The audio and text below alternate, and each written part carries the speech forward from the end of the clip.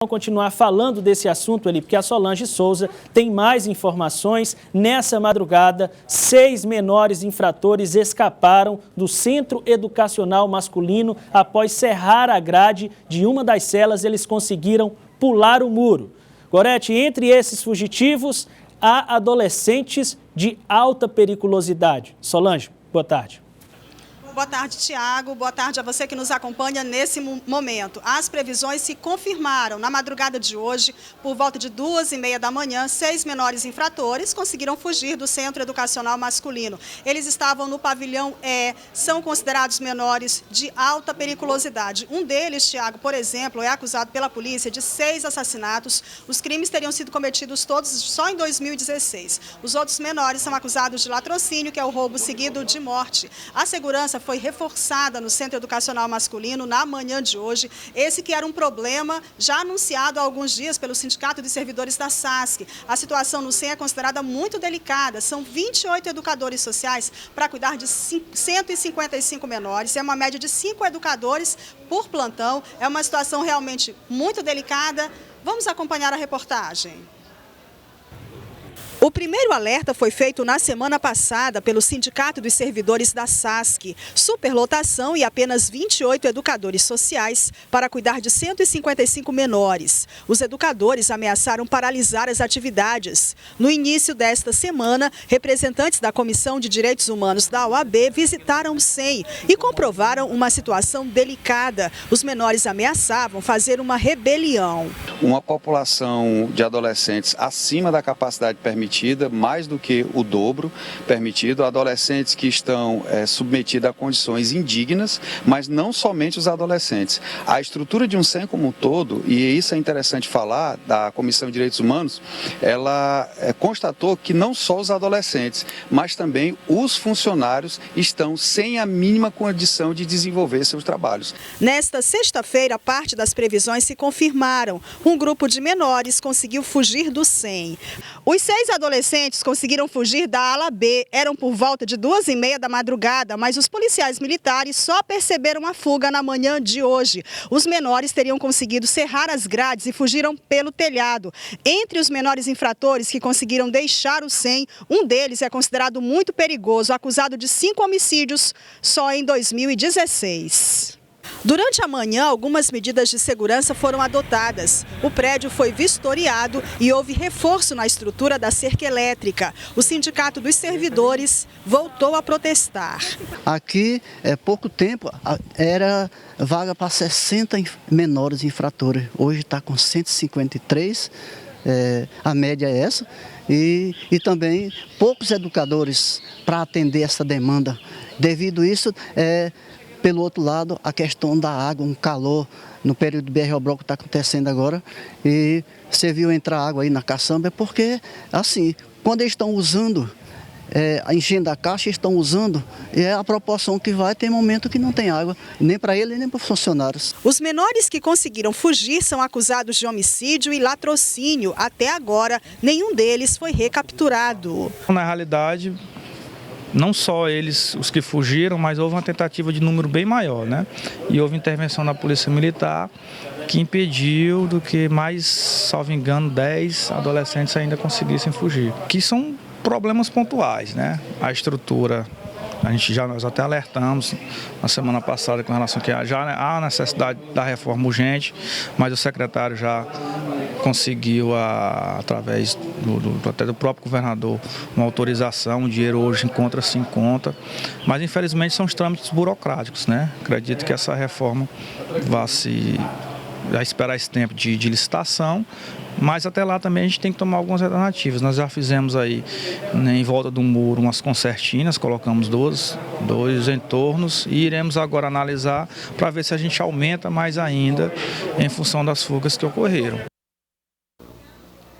Pelo menos 16 menores poderiam ter fugido do Centro Educacional Masculino na madrugada de hoje, se não fosse a intervenção da Polícia Militar. Mas o número efetivo de policiais militares no prédio do SEM ainda é considerado muito pequeno. O governo acenou com a possibilidade da realização de um concurso público para a contratação de educadores sociais e também uma ampla reforma no SEM, mas isso demanda um certo tempo e o problema nesse local é realmente muito urgente. Nós estamos ao lado do Dr. Antônio Lopes, juiz das execuções aqui de Teresina, das medidas socioeducativas, e é com ele que a gente conversa a partir de agora. Dr. Antônio Lopes, boa tarde. O senhor há muito tempo fala dessa situação no SEM que é delicada. O que o senhor propõe para as autoridades, para o governo do estado, para resolver esse problema? Boa tarde. Boa tarde. Olha, a situação do SEM chama-se carência.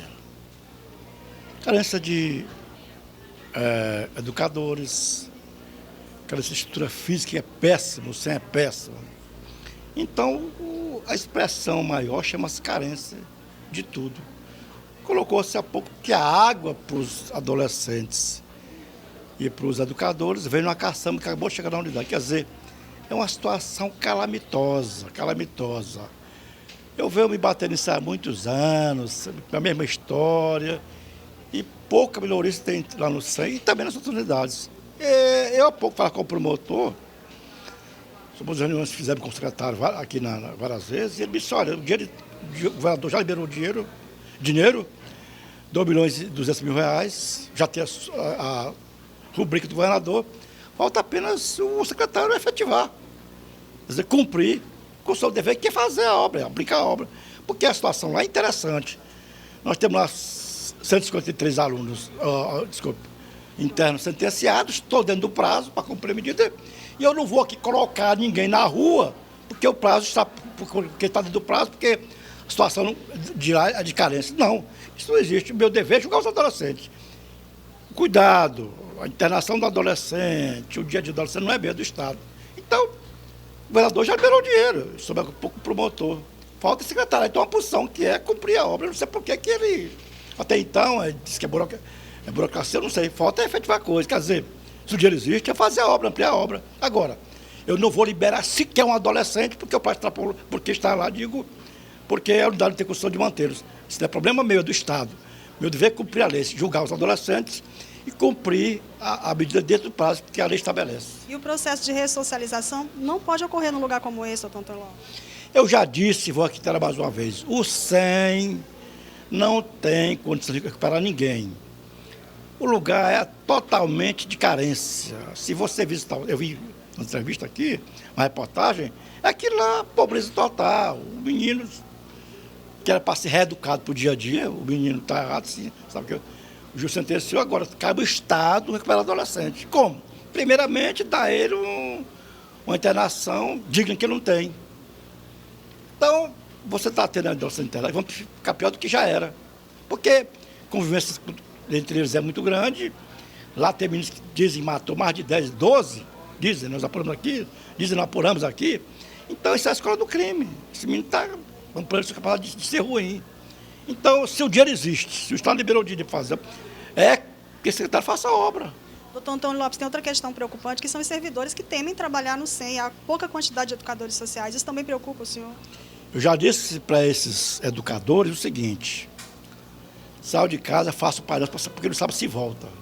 Mas a situação lá, entre o adolescente, que são muitos sentenciados, os educadores é muito desproporcional, é pouquíssimo nos educadores.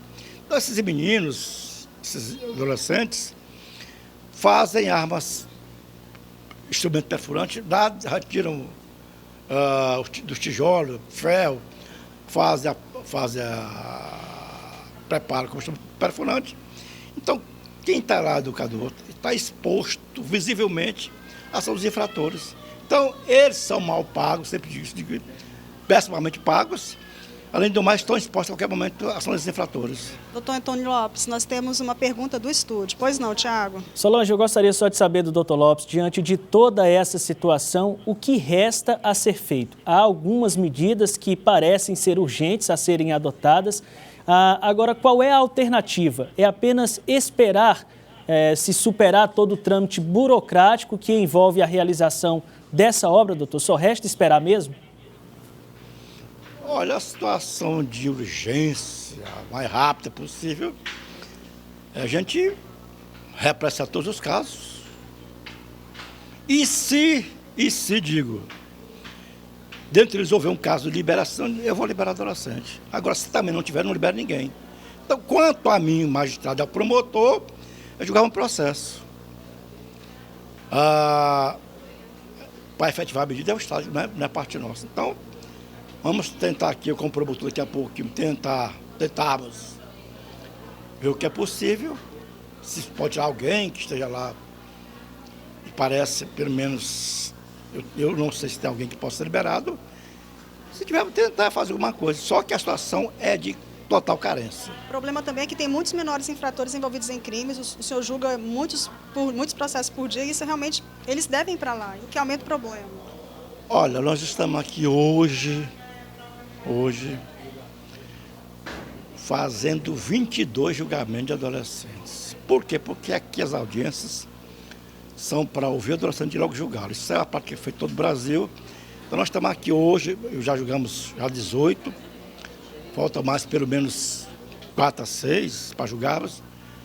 E assim funciona a infância. Tudo aqui é rápido. Agora,